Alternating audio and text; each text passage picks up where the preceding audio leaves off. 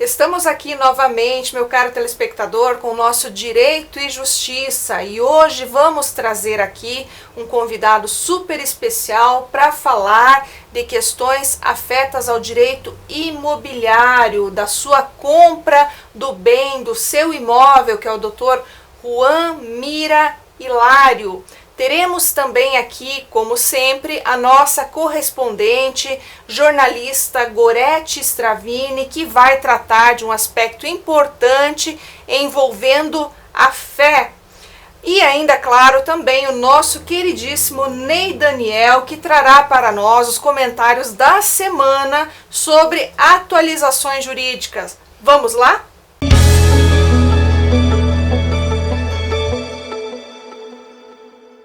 A nossa próxima atração é a nossa correspondente internacional, Gorete Stravini, que hoje vai falar de um tema que para nós aqui, claro, ele é, acima de tudo, fundamental, que é a gestão da emoção versus fé. O que move os seus sonhos. Uma matéria lindíssima que ela fez lá em Fátima e vai trazer especialmente para você. Vamos lá, Gorete?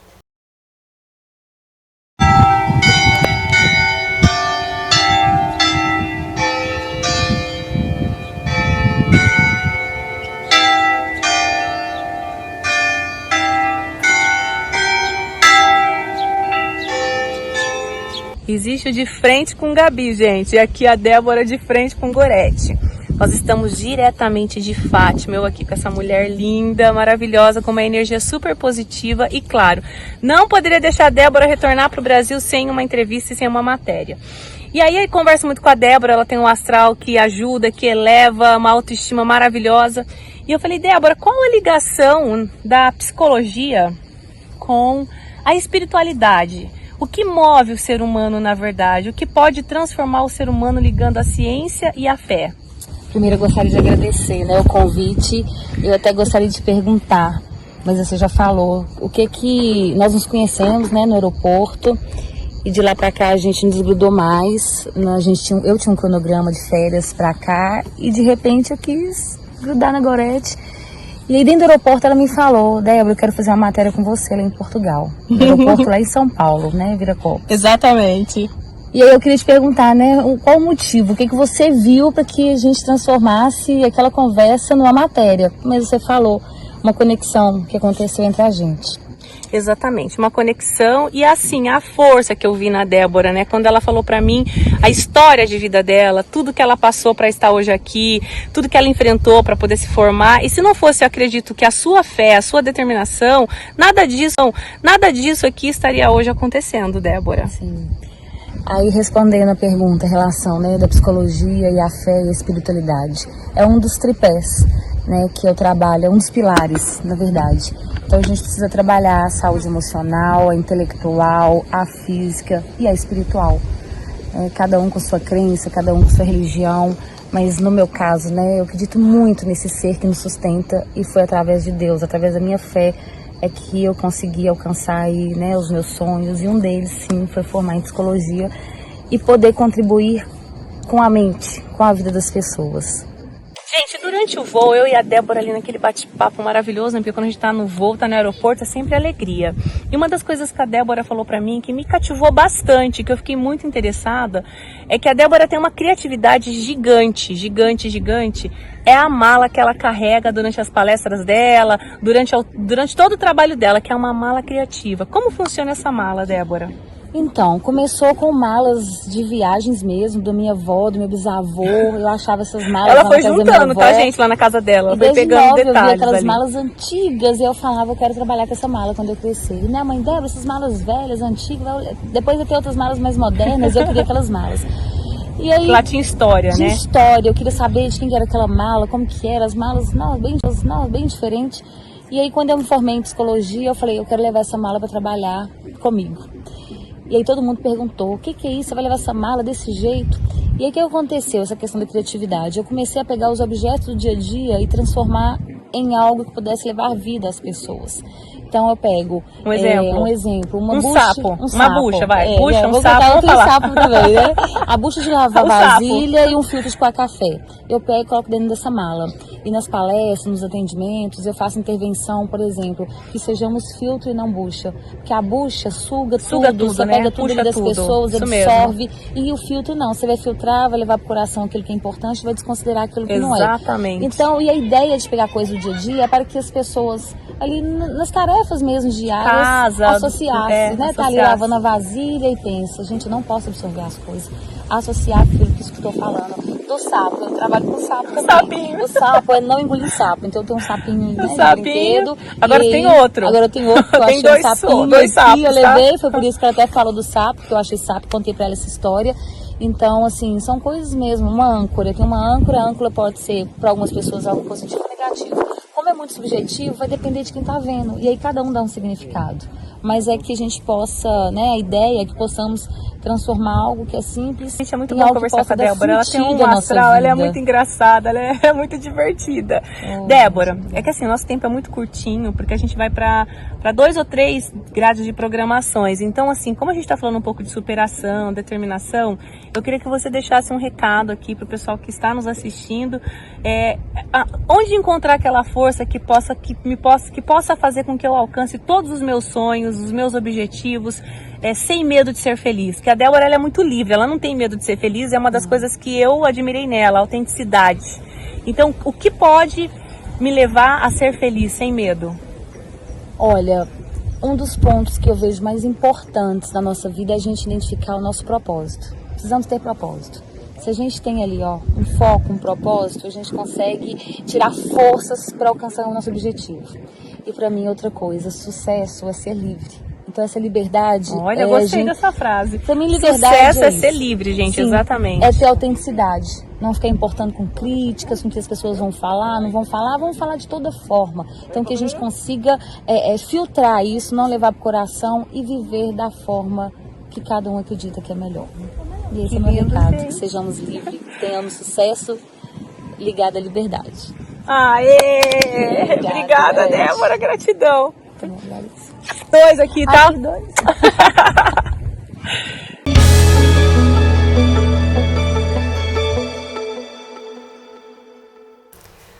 E agora nós vamos chamar o nosso queridíssimo Ney Daniel, que vai falar para nós hoje sobre as atualidades do mundo jurídico. Vamos lá, Ney? Mais uma notícia importante. Pelo estado de embriaguez em acidentes de trânsito, seguradora pode não ser obrigado a indenizar proprietário de veículo. Este foi o entendimento da primeira vara civil do Tribunal de Justiça de Santa Catarina, que manteve negada a indenização de sinistro pela seguradora ao motorista. Então, por mais que você tenha seguro de veículo, ao beber, evite a direção. Anote aí, agora mais uma notícia que envolve o socioeconômico de todo brasileiro. Segundo o Banco Central, a taxa de juros de crédito livre passou de março deste ano de 37,4% para abril deste ano de 38,1%. Essas foram uma das maiores taxas do país desde o ano de 2019. O crédito livre não estão inclusos os serviços de créditos de habitação, de rural e também do Banco Nacional de Desenvolvimento Econômico e Social do país. Entretanto, ao solicitar um empréstimo, é cabível a necessidade de uma análise juntamente com um profissional da área.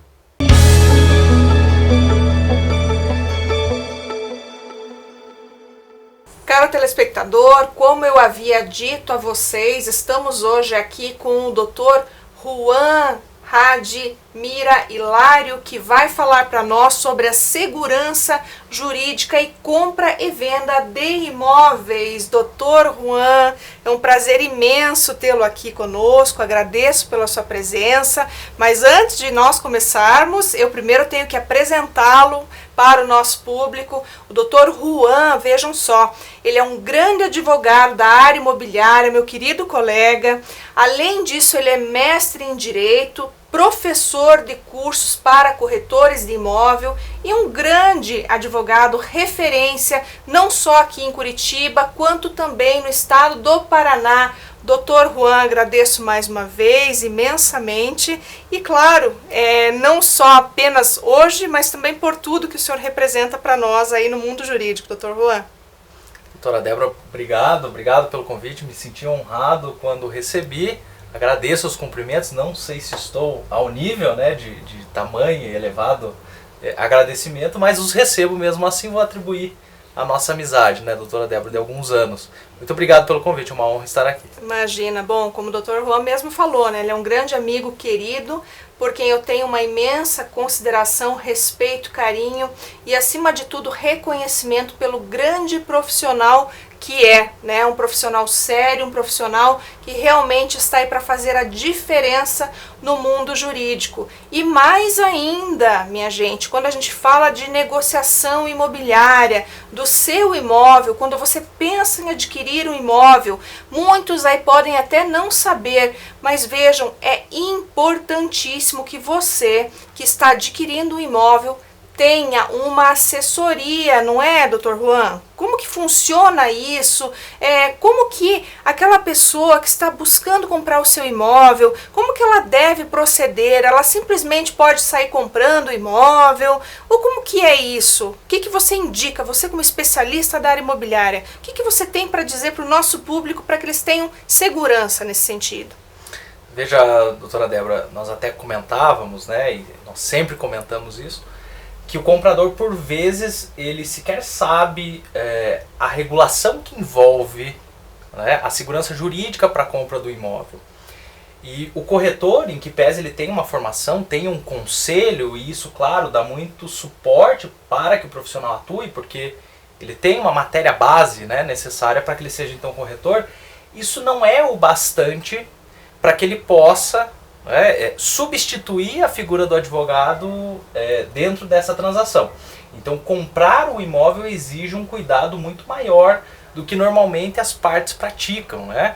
Exige a verificação de certidões, exige a verificação de matrículas. É claro que a virtualização ela ajudou muito na obtenção desses dados e até no que a gente fala de diminuição de assimetria de informações, mas o advogado se faz necessário para chancelar e dar maior segurança, né? Nós nunca falamos, com certeza a doutora também assim o segue, nós nunca dizemos que a negociação não tem risco, né? Porque risco é a vida, né? A vida é uma atitude de risco.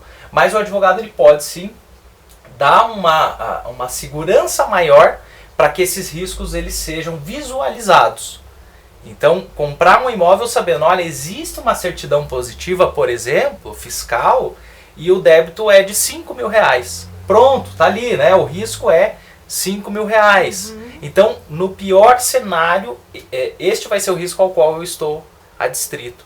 Então, esse é só um exemplo, né, de como o cliente pode ter uma segurança maior para comprar. E, novamente, não substituindo a figura do corretor. Muitos corretores, às vezes, nos veem como aquele que atrapalha, o inimigo, aquele que vai derrubar a venda. Uhum. Mas, pelo contrário, o nosso papel é fortalecer a venda, né? Uhum. A venda, a locação, enfim, a incorporação imobiliária, para que o negócio seja mais seguro e, inclusive, né, diminua a responsabilidade do corretor, porque ali nós ofereceremos um suporte não só para comprador e vendedor, mas também para o intermediador. Isso é muito importante, sabe, Dr. Juan, porque é uma situação que eu vivencio também na minha prática, né? De muitas vezes você vê, né, estar diante de uma situação e você realmente tentar antecipar e se precaver em relação ao problema, né? Então, eu acho que todos, especialmente aqueles que militam na área imobiliária e que fazem assessoria, devem se preocupar com isso, né? Sempre com esse cuidado, localizou uma certidão positiva, sinaliza para o cliente, olha, o valor é X,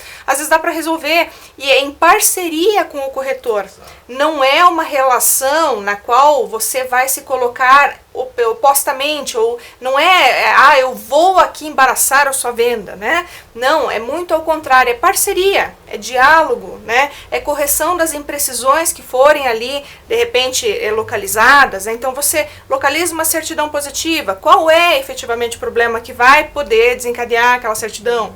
Vai desencadear, vamos corrigir, né? Um tributo que está pendente, porque às vezes é um tributo, é algo muito básico, é fácil de resolver, mas às vezes também pode ser que o problema seja muito maior, que inviabilize justamente essa negociação, que possa vir a trazer inclusive a perda desse patrimônio, não é, doutor?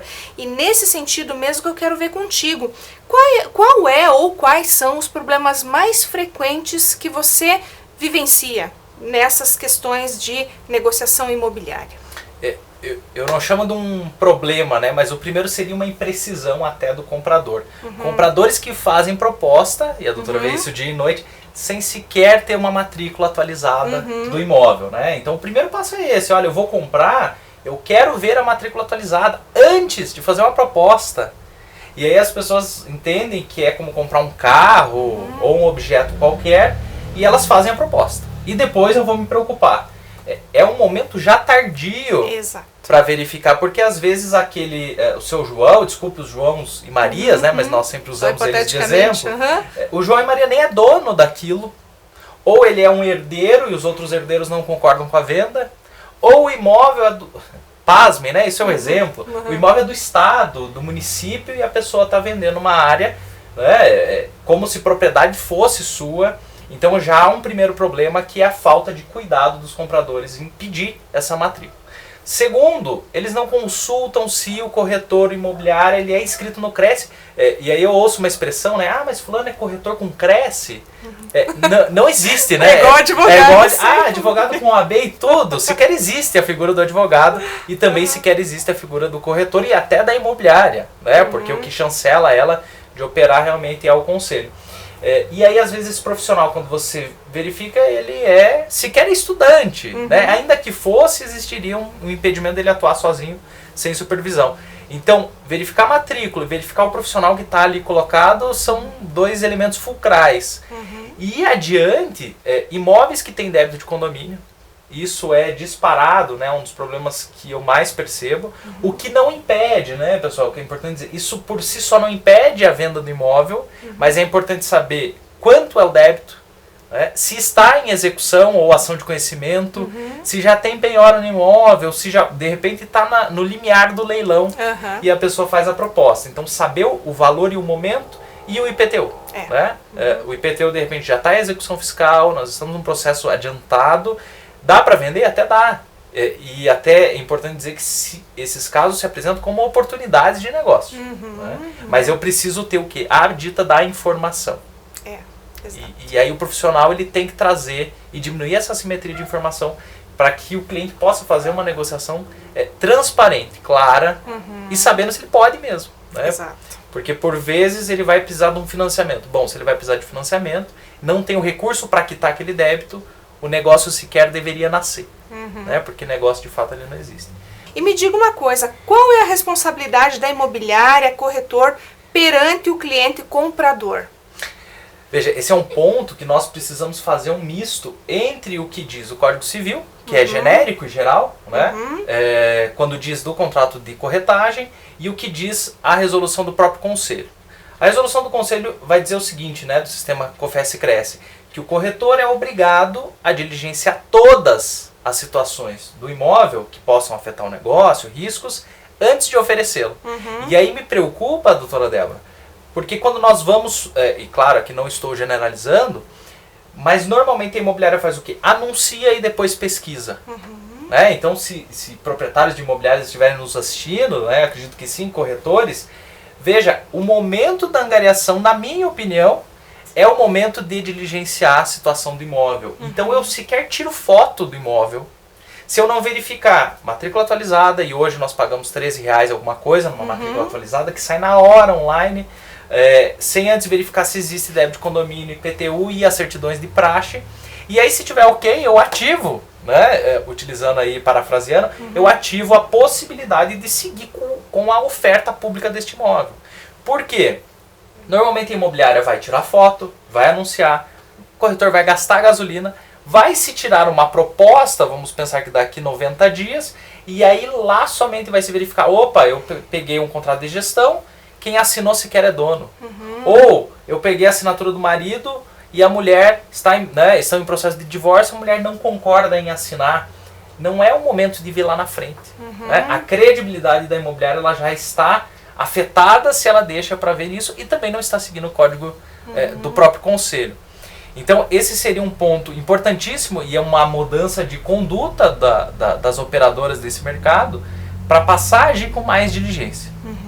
Até porque, vamos pensar numa situação, o cliente dá lá 15 mil de sinal, o único recurso que ele tem. Esse dinheiro fica com o imobiliário no imóvel que sequer poderia ser vendido. E aí você gera uma expectativa, um estresse, e eventualmente esse cliente vai acionar a imobiliária e o corretor envolvido, a corretora envolvida, para responsabilizá-los por uma frustração, né, por uma falta de diligência. E isso vai poder afetar inclusive o direito deles a receber a comissão. Né, se houver desistência, e aí nós temos jurisprudência para tudo quanto é lado. Exatamente, exatamente, porque daí a gente vai cair justamente nessa situação que é esperar que os tribunais, né, decidam a questão envolvendo a desistência ou não e de quem foi a desistência, né? Porque daí é uma questão que você vai ter que comprovar também diante do processo, né? Ah, mas eu desisti ou não? Quem desistiu foi o comprador, foi o vendedor, né? E daí a gente tem a questão das arras também. Ah, e como que vai ficar isso, essa retenção, né? Então, não é nada assim, digamos, difícil de encontrar na área de atuação, por exemplo, essa dúvida. Quem desistiu da compra? É o vendedor? É o comprador também, né? Então isso pode sinalizar um problema lá na frente, né? A retenção, né, dessa comissão também que foi pago, o sinal de negócio também que foi pago lá, né, para garantir, e antes mesmo até da assinatura, né, porque o que a gente sempre fala, se assina a proposta, mas depois que se assina a proposta que vai se verificar o que estava lá, digamos, quais eram as obrigações das partes. Aí já foi pago o sinal de negócio, às vezes a comissão daí vai ficar, porque eu já vi muito, eu não sei se o doutor também com certeza tem alguma situação nesse sentido, que o sinal de negócio acaba virando comissão, né? Então você tem uma mistura dessas questões, uma confusão do valor, o que é a comissão, o que é a arras, né? E daí não, mas isso aqui é pela aproximação, eu aproximei, se desistiu, então fica como comissão, né? Então nós temos nessas questões também, né, doutor? Muita discussão. Muita discussão sobre isso, né? Nesse ponto, doutora Débora, alguns doutrinadores, e o judiciário abraçou esse termo, eles costumam utilizar, certamente já ouviu, de desistência motivada. E aí para mim parece um termo, né, palavras antagônicas juntas, porque desistência por si só já é uma desistência. Agora, se eu desistir porque tinha motivo ou não, eu entendo que é irrelevante. E até em certos casos não seria nem desistência o termo, seria impossibilidade de cumprimento do negócio, né, de execução do contrato principal. Então, nesses casos, não se falaria nem em comissão e nem em arras. E aí, por vezes, o corretor ingressa no judiciário, né, nós tivemos um caso até expressivo no STJ, a comissão passava, né, dos 6 dígitos, e o STJ disse que não era devido porque o corretor não tomou cuidado de tirar certidões. Então perceba, perdeu uma comissão de 6 dígitos por falta de consulta de uma certidão, é óbvio que se ele tirasse a certidão, ele veria que o negócio não era possível. E ele evitaria inclusive a sucumbência. Né? Então são detalhes pequenos, e aí eu sempre comento com os corretores, né, cuidado com aquela euforia sem controle. Porque aí alguém assina a gestão e já quer correr, anunciar. Eu entendo que o mercado é celery, mas eu preciso ter segurança. Né? Eu não posso abrir mão. Porque isso vai impactar, é líquido e certo, isso vai impactar logo ali na frente. Né? Então é ter um pouco de calma nesse momento e fazer a diligência que tem que ser feita. Exatamente. Essa tentativa, né, de vender o imóvel a qualquer custo, sem ao mesmo pensar, nem mesmo pensar que você vai poder ter uma implicação negativa, é algo que infelizmente impacta, né, tanto para as imobiliárias, corretores de forma geral, no recebimento ali, nessa percepção da própria comissão de corretagem, né? Então é algo que também fica aqui não somente para aqueles que estão comprando, mas para aqueles também que estão intermediando esta venda, tomarem todos os cuidados necessários para evitarem depois aí não terem, ou ao invés, né, até virem a perder aquilo que supostamente até já haviam recebido a título de honorários, né, comissão de corretagem. Então, todo cuidado é pouco nesse tipo de transação. A comissão de corretagem, até aproveitando então nesse ponto, ela é sempre devida, Dr. Juan? Como que funciona isso? Quem deve pagar? Em qual momento? A despeito daquelas confusões que vivem acontecendo, né? É um tema interessante, também não daria para tratar de tudo, até porque tivemos aí nos tribunais nos últimos 10 anos alguma divergência sobre isso. Mas em regra, o que diz a lei? Que cumprido o objeto do contrato, nasce para a imobiliária ou para o corretor o direito a receber o valor combinado. Quando nós trazemos isso para a corretagem imobiliária, eu entendo que nós temos 3 momentos possíveis de cumprimento efetivo do contrato. Seja a assinatura da escritura pública, com seu posterior registro válido, né, mas naquele momento que eu assino a escritura, ainda que com cláusula resolutiva, nasceria para o corretor para a imobiliária o direito à comissão.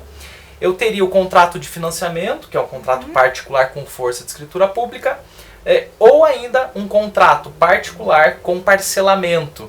Então, quando o comprador deseja lá pagar em 5, 10, 15, 20 vezes, aquele momento seria a efetiva aproximação das partes, ainda que a escritura venha a ser lavrada lá na frente.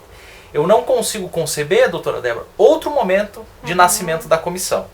Eu posso acordar que é na proposta? Posso, mas eu não recomendo pessoalmente e profissionalmente. Por quê? A proposta ainda é um pré-contrato que pode não se convalidar num contrato definitivo. O compromisso particular do financiamento ou de uma escritura pública também não é um contrato definitivo, exceto se for aquele com parcelas. Então, ainda que o corretor receba o sinal de negócio, tutele ele tem que entender que ele é um depositário desse valor. Então ele recebeu lá 30 mil de sinal de negócio do comprador. Esse valor deve ficar na conta da imobiliária ou do corretor pessoa física, profissional liberal, depositado paradinho, né? Esse dinheiro ele não deve se converter em gasolina, anúncio, despesa, nada. É uma conta separada e o contador faz essa atribuição. E aí naquele momento em que eu assino, e eu já prevejo isso em contrato, eu posso dizer, olha, o sinal vai se converter em comissão no momento X, no dia da assinatura da escritura. E aí sim, naquele momento, esse dinheiro ele pode ter a destinação de comissão. Mas é quase que num passe de mágica, né? Esse dinheiro ele tem um outro selo.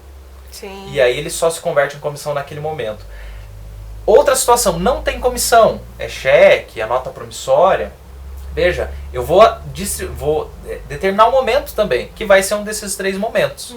E daí naquele momento pode ser que o comprador adiante parte do pagamento para já ser a comissão, o que não quer dizer que é o comprador que está pagando, né? Ele simplesmente está destinando o recurso do vendedor para a intermediadora, ou pode ser que ele pague, eu já vi cliente, não, eu vou pagar tudo para o vendedor. Tá bom, ele transfere tudo para o vendedor e aí sim o vendedor paga a comissão da imobiliária. Existe comissão antes? Bom, só se houver desistência, aí adotando a expressão dos tribunais, desistência imotivada, né? Que seria aquela, só não quero mais, me arrependi, encontrei um imóvel melhor. Aí sim, naquele caso, existiria o nascimento do direito da comissão, claro, desde que a negociação não se mostre precária. Né? Precária no sentido de ter uma certidão, a temida indisponibilidade de bens, sim, né? também é muito que nós importante. temos muito medo, seria algo nesse sentido.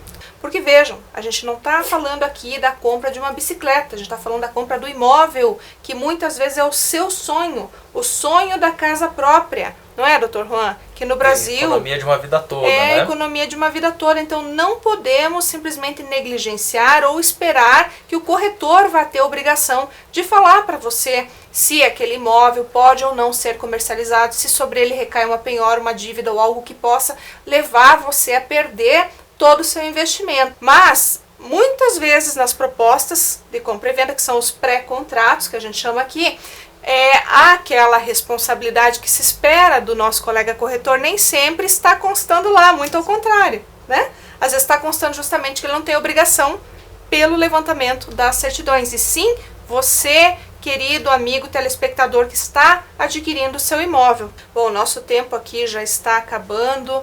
Eu gostaria muito, Dr. Juan, de fazer inúmeras perguntas aqui, mas como nós também temos que chamar aí nossos comerciais também e outros participantes, eu só tenho a lhe agradecer. Eu que agradeço. Tá?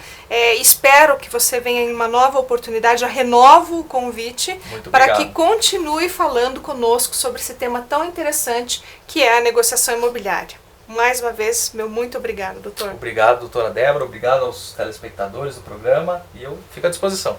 Muito obrigada, agradeço sempre pela presença de todos aqui, pela nossa audiência e renovo também o meu convite aí a vocês para que na próxima semana estejamos juntos novamente. Um grande abraço e até lá.